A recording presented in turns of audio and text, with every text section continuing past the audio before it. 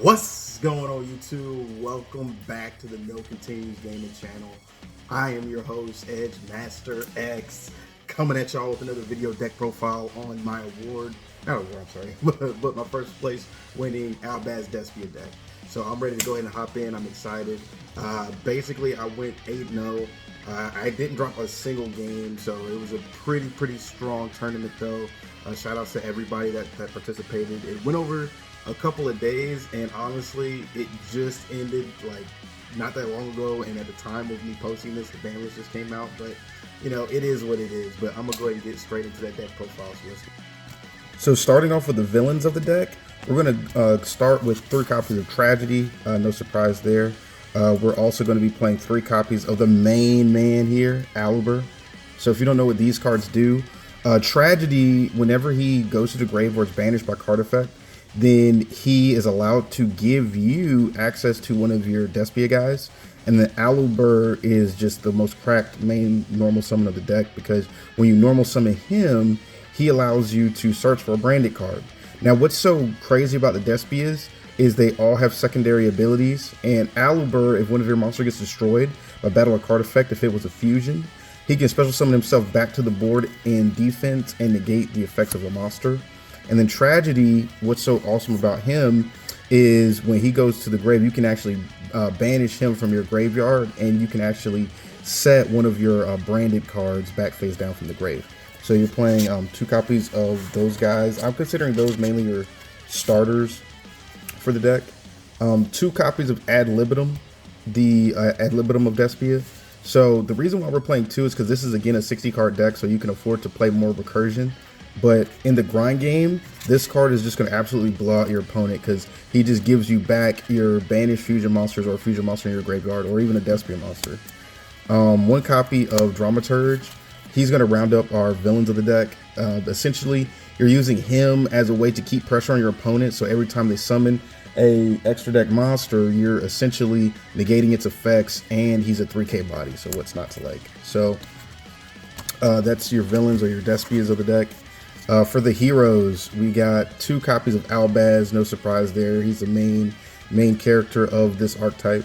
We're actually playing 3 copies of Albion. I'm telling you guys right now, if you're not playing this card at 3, I don't know what to tell you, because he allows you to get a certain level of consistency out of your deck that most people just don't think about, because he's allowed to send as cost one of your branded spells or traps, and then he places himself at the bottom of the deck and you draw 1.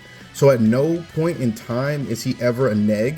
And then also, if you send him to the graveyard, so you're using his effect in the grave, he counts, he's treated as ALBAZ, and that's going to be relevant for later. So you're playing both of those guys. You were playing 3 copies of Ecclesia the Virtuous. This card is just amazing. It's great for going second, for going first. I made this deck based off of interactions, and once I show you some of the 2 card and 3 card interactions that you can apply to this deck, it's just going to change your overall thought process and how you think of it, I promise. So during the main phase though, she can tribute, special summon a Sword Soul, or Fall of ALBAZ from the deck, and we do play a couple of Sword Souls. For the negate, we are playing 2 copies of Tri-Brigade Mercurier. When it gets banished, you get to search for a monster that mentions Fall of ALBAZ from your deck to your hand, and we'll go into why that's important later. We're playing 2 copies of Tri-Brigade Kit, because he can search and he's a starter and an extender. And then we're playing 1 copy of the Iris Sword Soul and 1 copy of the Gold Sword Soul. So if you're wondering why we're playing these, is because 1, you can special summon these guys off of Ecclesia. 2, if a card gets banished while he's in your graveyard, you can banish him and you can special summon basically the Ecclesia back to the field. So there's interactions, once again, that you're going to get by resolving his effect, because he's going to bring your Ecclesia back, and then your Ecclesia can just tribute and special summon Fall of ALBAZ from deck on your opponent's turn. And a lot more of that will make sense as we continue through this deck profile. And of course, our last 2 monsters for the deck, the Destiny Hero Daster and the Celestial for Destroy Phoenix Enforcer. So next we're going to go into the spell cards, spells and traps. So we're playing 3 copies of Allure of Darkness. If you guys are not playing this card is just cracked. It's amazing. And the reason why is because you can go Allure of Darkness. If you have Tragedy in hand, you banish a Tragedy, get a search, and a draw 2. And if you Allure of Darkness and hit your Mercurier, that's an additional search. So between this and your Albion, you have so much more consistency. 1 copy of Gold Sarcophagus. And next we're getting into our fusion spells. So 1 copy of DESPIA Theater of the Branded. We're on 1 copy of Branded Lost as well. And 3 copies of Branded Opening. So Branded Opening, you're playing this because it protects your fusion monsters and it special summons a DESPIA from the deck, and you can actually use this during draw phase, so it bypasses Droll. And then Branded Lost, this card just steals games. I'm gonna bump this card up to like at least 2 because opening this card is just amazing. But essentially it makes it so your opponent can't stop your fusion plays, and it gives you an additional card after you fusion summon a monster that mentions Fallen of Albaz. 3 copies of Branded in red, and 3 copies of Branded Fusion, and then the 2 copies of Fusion Destiny.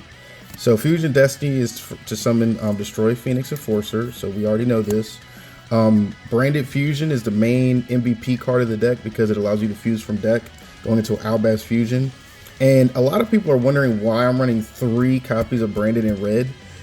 Again, this is 60 card, and seeing this in your opening hand and seeing the Ecclesia is going to lead to some combos that I'm going to go over later. But this card in your opening hand already just makes your turn that much more powerful. 1 copy of Branded in High Spirits for the simple fact that it returns to your hand during the end phase, so it's extra discard fodder. And what it's going to do while it's in your hand is you can reveal a monster, and you can send from your extra deck, a monster of the, basically Albaz Fusion monster. Or if you play the Shadal package, you send, Construct. And then it adds a monster that mentions Fallen of Albaz from your deck to your hand. So really, really, really good card. Searches your Mercurier, searches Ecclesia, etc., etc. Screams of the Branded, 2 copies of Branded Retribution, and then the 1 Infip, which I'll explain in a minute.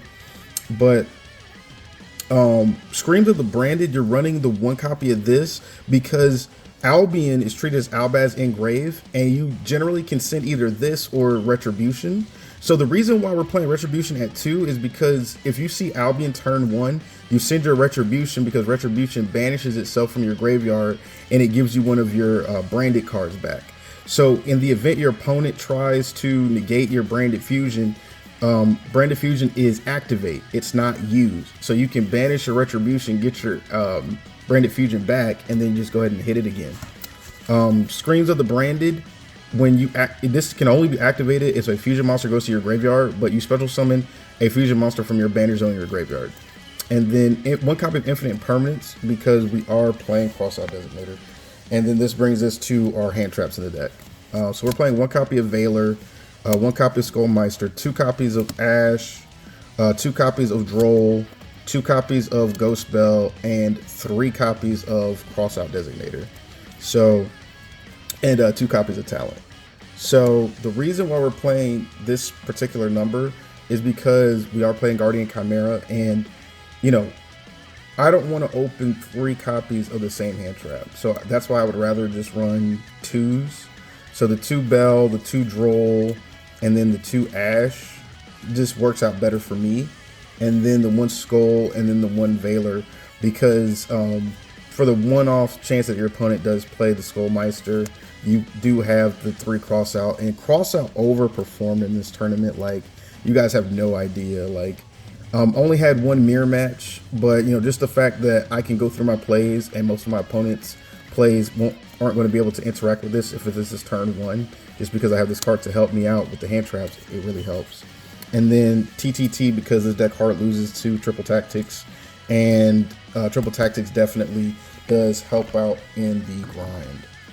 All right, so now to our extra deck. So we have 1 copy of Lubellion, 1 copy of Mirror Jade, 1 copy of Bergrand. I never summoned Bergrand, honestly. Gonna cut that. 1 copy of Sprint. He overperforms. He's just really, really, really good. 1 copy of Titantaclad. He helps out Dragoon and some of the bigger threats in the deck if you can't get around him, and he can just get really big. And pause. And and also he helps just getting through just problematic cards. 2 copies of Albion. Now that Verte's banned, I'm probably gonna play Tree. For our DESPIA guys, 1 copy of Qualities, 1 copy of Proskinian, and only 1 copy of Masquerade. Honestly, I never summoned Masquerade. Like, there was never a time where I was like, I need Masquerade, but I'm not gonna cut it. He's just really good. Proskinian overperformed in the finals. This card allows you to banish a monster from your opponent's graveyard that's a fusion, XYZ, link, or etc. And then it can either banish it or summon it to your side of the field. So like my opponent had a Dragoon in his grave, so I just banished the Dragoon, took his Dragoon on my turn, and then on his turn I took his Mirror Jade. This card kills the mirror match. It's a blowout. And then the 1 copy of Qualities. For super poly targets, we are playing, you know, Draco Stapelia. We are playing the Predaplant guy. And our normal fusion targets, we have Guardian Chimera to fuck your opponent up on their turn. And then the 1 Phoenix Enforcer. And again, at the time, Predaplant was legal, so I was playing Predaplant. But obviously he's banned now, so this is probably going to become a 3rd Albion, just because Albion is just so nasty in this list. But I mean, that's just me talking out the side of my neck, because it could literally be almost anything else. So now I'm going to shuffle, do some test hands, and then we're going to talk a little bit about some of the interactions I'm just going to go over some of the interactions that this deck has now, and then we can talk about some of the other stuff. So one big interaction is, you know, you're going first, having Branded in red, and then having your Ecclesia. So like if you have, you know, your typical 5 cards in hand, you can actually just normal summon her, set this, and pass. When your opponent goes and they start going for some of their bigger combo plays, you can go Ecclesia effect, you know, tribute, and then she can special summon your Fallen of Albaz, and then Albaz will get his effect to discard, and you take one of your opponent's monsters and then you fusion summon them away, and then, you know, you can make whatever monster you want off of that play. And then now you also have your Branded in red that's going to be active and live. So it'll add your Fallen of Albaz back to your hand, and then it will allow you to fusion summon again. So this can be used to make your Mirror Jade sometimes. If you're in a pickle, like you can, you know, make Mirror Jade, or sometimes you're in a situation where you're able to make, you know, Starving Venom, or just whatever the case may be, then this just gives you more value, and this allows you to do and access more things with your deck. Because now if you summon your Mirror Jade off of that interaction, then you have the ability to, as soon as I find it, okay, there we go. So you have the ability to just go into now getting your Ecclesia back by using the effect of Mirror Jade to, you know, banish one of your opponent's monsters. So that's just like one like big situation that can just straight up get people just obliterated, and it takes them out of the matchup. But you know, most of you guys have seen most of the different combos with the deck, so I'm not going to bore you with like the old Branded fusion play, but this list is mainly meant for consistency. And I know you guys are wondering, well, how is the deck consistent at 60 cards? So now I'm going to go into some test hands and show you what we got going on. All right, cool. So I shuffled once already, so I want to shuffle one more time. So while I'm shuffling, I'll just talk a little about the deck, so, and my matchups. So you know, some of the duels I had, I played against Dark Magician. I played the mirror match. I played against Sky Strikers. I played against, I forget what my first 2 rounds were, but this list, honestly, I did not drop a single game. It was really fun. It was really consistent. I had a lot of just, you know, good times with this deck, and I'm just going to tell you guys just straight up, you should definitely try the list. It's really good. It's spicy. It's different. You know, people don't see a lot of these cards coming in some of these strategies, so you're able to just completely catch people off guard. But all right, cool, sweet. So we got our deck cut. One of my last opponents was like, he wants me to cut in half and then like 6 off the top. So we're gonna go ahead and just do that. So cut in half, 1, 2, 3, 4, 5, 6, 6 off the top. So we'll be going and going first. So our opening card, Golden Sword Soul, our Albaz, our Crossout, our branded opening, and then a Droll. This hand is just crazy. So we're just gonna go, oh, whoops. We're gonna go branded opening. We're gonna go ahead and pitch the Sword Soul guy. If your opponent does have a hand trap, you do have Crossout to go ahead and protect. So special summoning ALBAZ. ALBAZ, search for your branded fusion. And boom, and then you already have a full line of play from there. So I'm not going to continue just because, again, most of you guys have just seen how all of these combos go already. And just now you also have branded opening engraved, so you also have extra protection. So we're going to go ahead and go to the next test hand. And let's say, you know, that was simulating going first. So now we're going to simulate going second. Something else I do want to add to this deck is going to be Lord of the Heavenly Prison. Just because in my thought process is you can play, you know, 2 super polys and 2 copies of him, because during your opponent's turn is mainly when you're going to get the super polys like most effectiveness. And then also he can just set a card. It's just really crazy.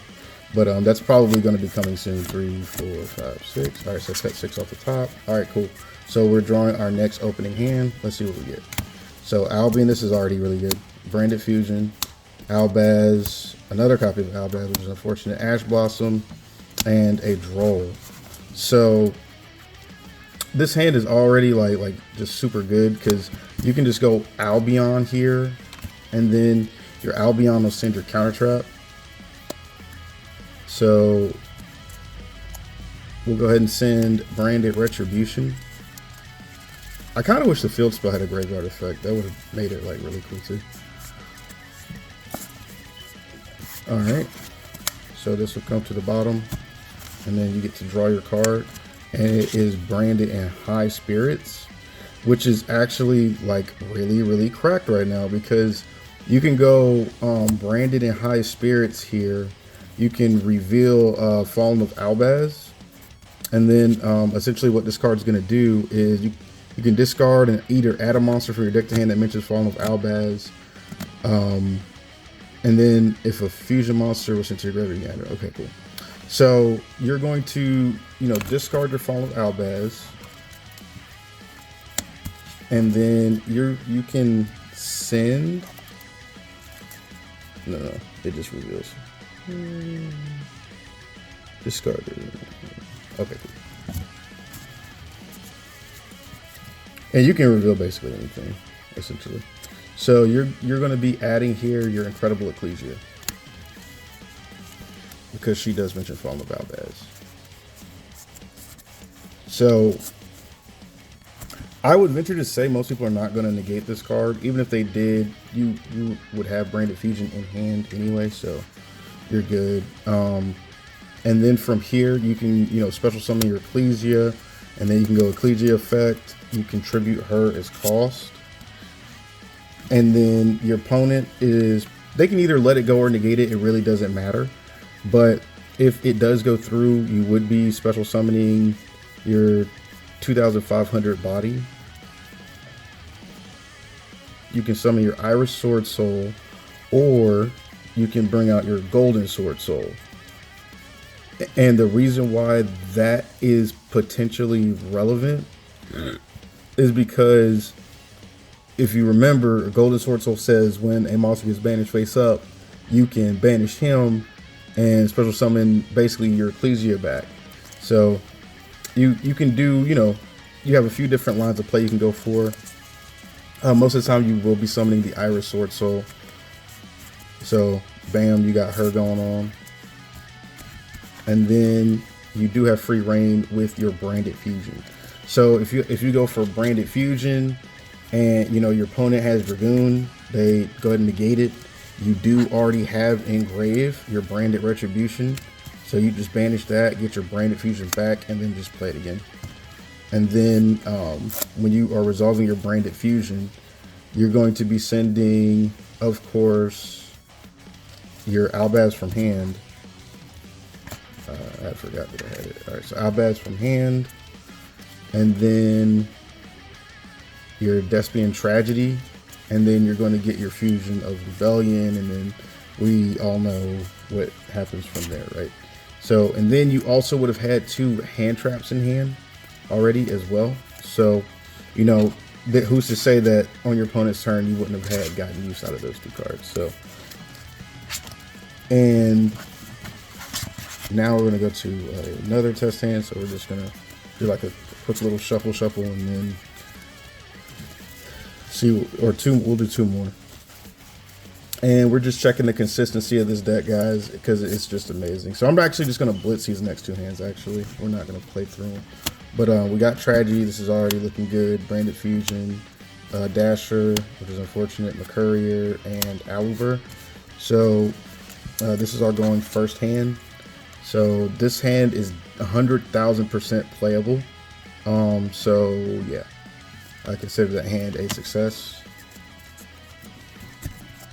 And the next hand, we got our Field Spell. This is already just a really good hand. Spriggan's Kit, Cross Out Designator, Fusion Destiny, and our Ecclesia. So this hand is already just super awesome as well, because you can just summon your Kit here. Kit gets you your Branded Fusion. And then you would just put back the Field Spell for now.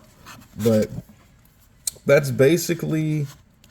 Oh, yeah, going second. Going second, you would have had an Albion, which makes this hand even more busted, because now you're going to send your counter trap, get a free draw, and you guys remember how all of that stuff goes, right? So just simulating this would have been the draw, branded opening. Okay. So as you guys can see, this deck is just hella consistent. You just got a lot of great things you can do with this deck. There's a lot of different interactions that I didn't go over. If you guys want to see some of those interactions, definitely let me know in the comments. Get this video to 20 likes, and then I'll drop a video on some more interactions you can do with this deck. I'm definitely going to change it up today, but this was my first place deck profile. All right, so as you guys can see, I got the new equipment, so my deck profiles are going to be a lot better. Hopefully you can hear me a lot more clearly, and I'll be able to go over some more in-depth content. So I'm going to be recording a lot more just because my setup is definitely a lot better than what it used to be. So I'm definitely super excited to get some more of my content you guys' way, because my biggest thing is I'm going to talk about the deck. I'm going to tell you how I think you should be playing the deck from a gamer's perspective. And then the biggest thing is having fun with the deck and making it competitive at the same time. Somebody told me in a message, they were saying that you can't have fun and competitive, but, you know, it's kind of subjective is what he said, because he says, you know, winning is, you know, what makes the game more fun. And while I don't disagree with that, my biggest thing is trying to find the fun in the game you're playing, whereas some people play the game for it to be fun, which is, I know that sounds kind of like the same thing, even though it's totally different. But the biggest thing that I want to show people with the decks that I make and the builds that I do is that I'm different. I'm built different. The way I make decks, the way that I theorize, the way that I construct things, I do it from the perspective of me making it as strong as I can without just following the meta sheep wave. Now, I'm not saying there's anything wrong with that. If that's mainly what you like to do to get your builds going, to get things figured out for you, that is completely fine. I heavily encourage that you do what needs to be done so that you can learn your different decks, that you can learn your different strategies. This is just another way for me to get some more information out to the community, so you guys think about some things you might not have thought about before. So yeah, with that, play, beat, and survive. Do everything in life. Just do it with no continues. This is Edgemaster X signing out. Peace.